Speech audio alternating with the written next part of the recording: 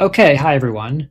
This is part of my video series on general chemistry, and this video is going to cover covalent bonding and naming covalent compounds. Let's go ahead and start by quickly reviewing the concept of bonding between atoms. I would loosely define bonding between atoms as a rearrangement of electrons between atoms to allow atoms to have a valence shell that is filled with electrons.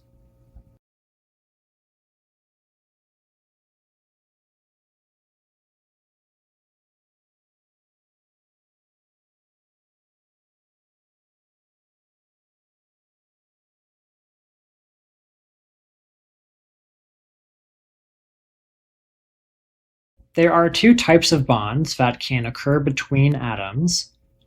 There is ionic bonding and covalent bonding. Let's compare the two. We covered ionic bonding in a previous video, and the key points are that ionic bonding occurs between metals and nonmetals.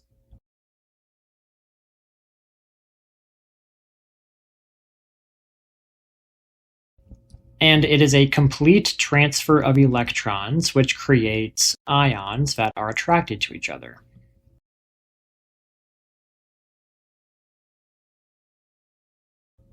Covalent bonding occurs between nonmetals with other nonmetals.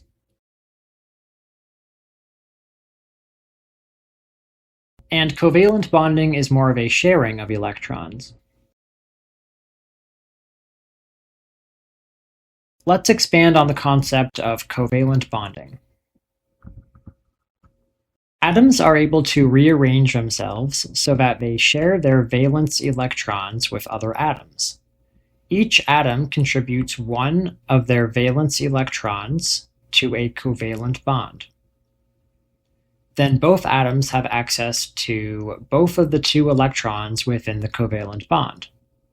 And covalent bonds are represented by simple lines like this, and each line represents two electrons that both atoms have access to.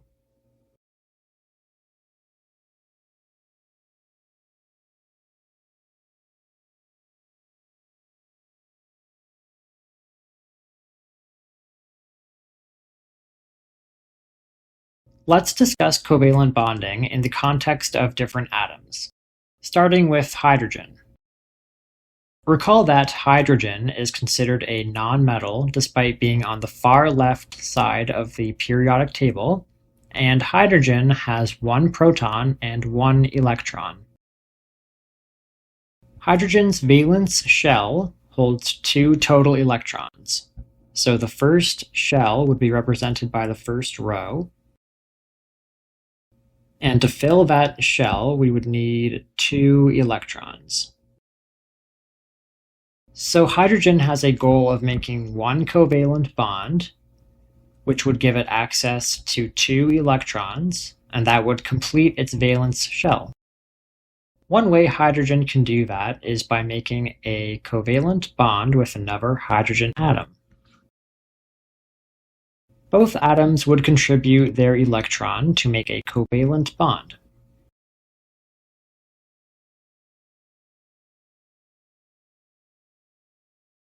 The bond represents two electrons, and both atoms have access to both of the electrons. Both hydrogen atoms now have a filled valence shell and are happy.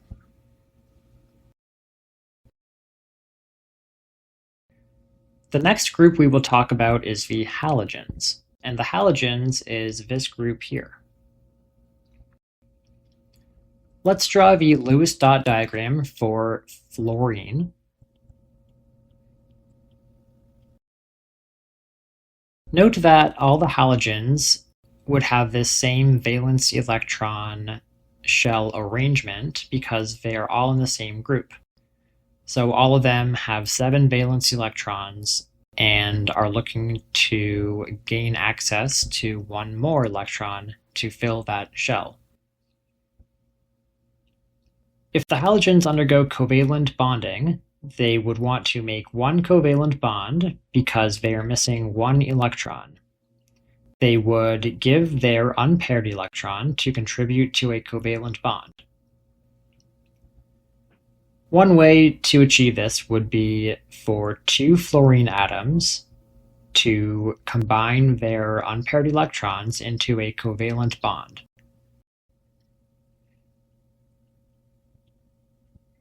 This creates a diatomic fluorine molecule that could be represented like this, F2. Fluorine, chlorine, bromine, and iodine all commonly exist naturally as diatomic molecules because it is convenient for them to make covalent bonds with each other. The next atom we will consider is oxygen. Let's draw out the Lewis dot diagram for oxygen. Note that oxygen has two lone pairs and two unpaired electrons.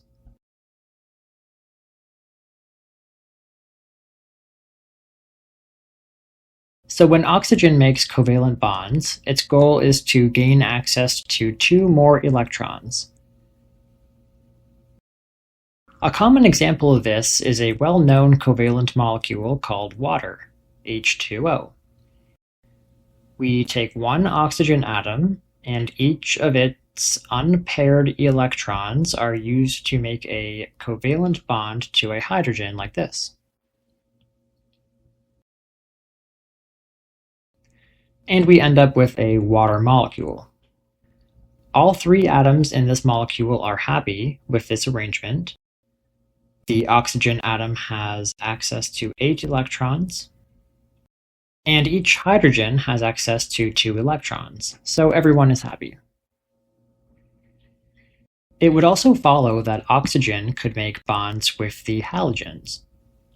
Just to pick a random halogen, let's say we have one oxygen and 2 bromine atoms. The unpaired electrons from bromine would make covalent bonds with the unpaired electrons from oxygen.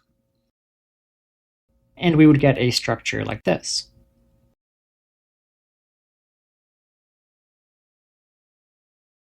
The next atom we will consider is nitrogen.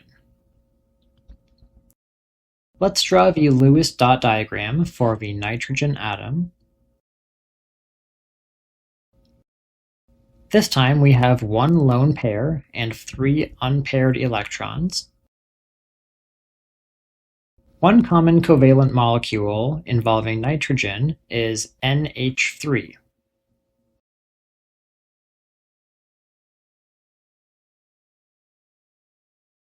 This molecule is called ammonia. Now here is a question for you. If we have one nitrogen, one hydrogen, and one oxygen, is there a way to make a covalent molecule where all 3 atoms are happy? Feel free to pause the video and think about that for a minute. The answer is yes, but it was kind of a trick question because we have to use something that we haven't talked about yet. Let's start with nitrogen as our central atom, and let's create a bond to hydrogen.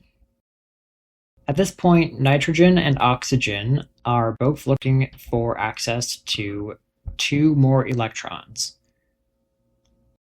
What's going to happen is a double bond between the 2 atoms. So the double bond gives each atom access to 4 total electrons.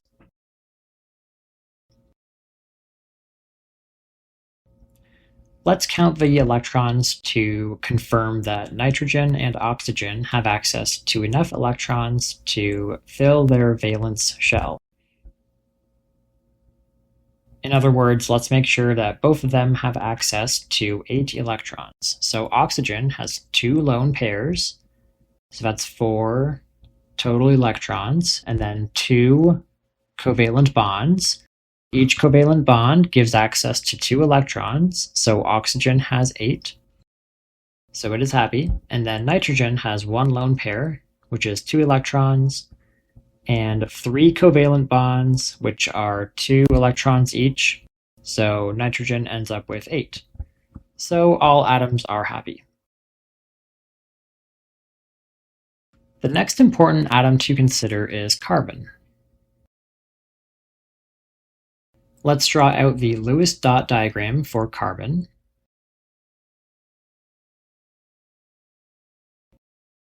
Carbon likes to make 4 bonds to fill its valence shell, and this makes carbon extremely versatile. There are a ton of different ways carbon can make 4 covalent bonds. One simple example of a carbon-based covalent molecule is CH4, where carbon makes 4 single bonds to hydrogens.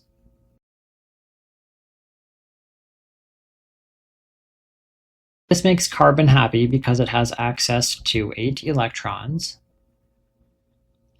and all 4 of the hydrogens are happy because each of them has access to 2 electrons. Another option would be 2 bonds to hydrogen and a double bond to oxygen. We could then expand that molecule with another carbon.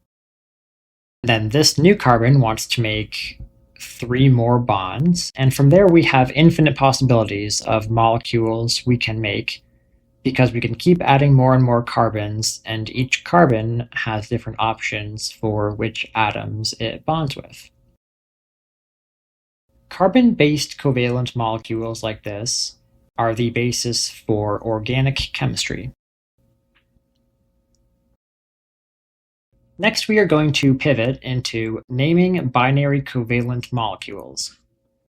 First, let's define this word here, binary. So a binary compound is a compound that contains only 2 different elements, but it doesn't necessarily have to be just one of each of those 2 elements. It can be several, but it can only have 2 unique elements.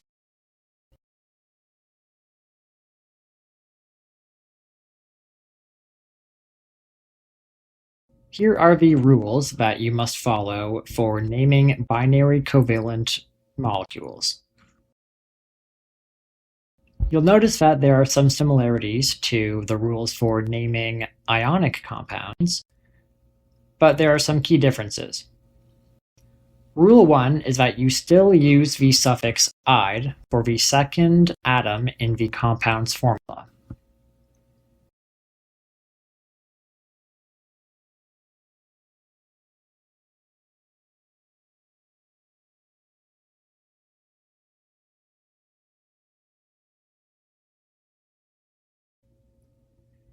Rule 2 is that you must use prefixes to specify the number of each atom.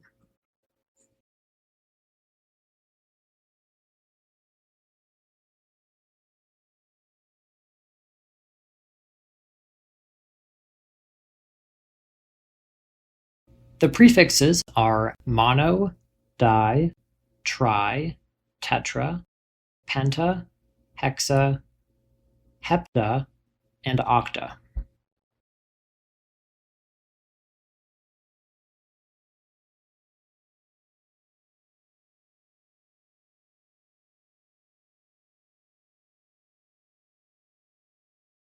I would definitely recommend memorizing these prefixes. Rule 3 is that you don't need to add the prefix mono to the first atom in the formula if there is only one of them.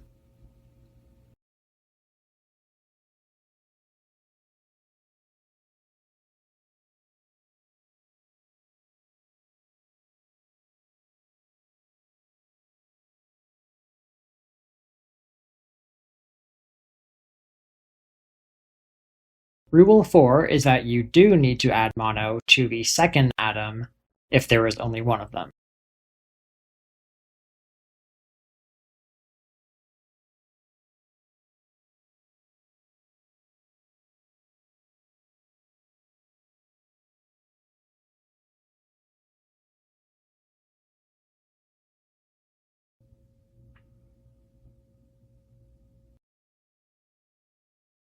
Here are some examples to work through. I would recommend pausing the video and working through these yourself using the rules we just learned.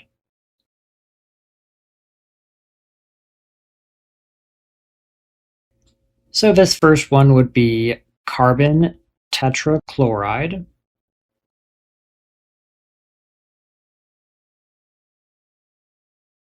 We always use the suffix "ide" on the second atom in the formula, and we always use a prefix on the second atom in the formula. Since we only have one of the first atom in the formula, we don't need to use mono. So it would not be monocarbon tetrachloride, just carbon tetrachloride. This would be nitrogen triiodide.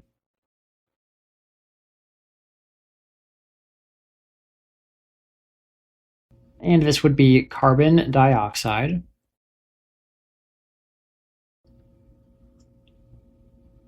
Over here, this would be disulfur dichloride.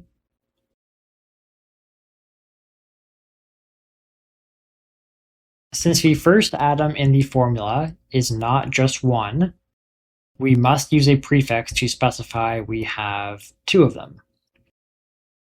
Same applies here. This would be diphosphorus tetrafluoride.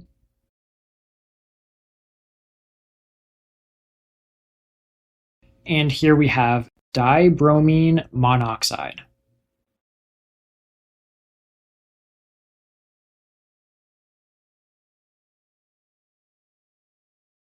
There are a few important exceptions to the rules we just learned. H2O is called water, not dihydrogen monoxide. NH3 is always called ammonia, not nitrogen trihydride. CO is called carbon monoxide, not carbon monoxide. Compounds made of only carbon and hydrogen are called hydrocarbons, and they have their own naming system.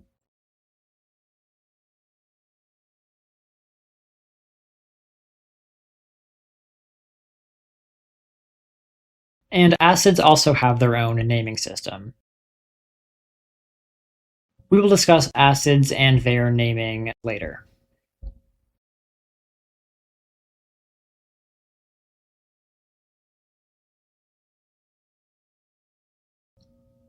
Here is a study tip that I find very helpful.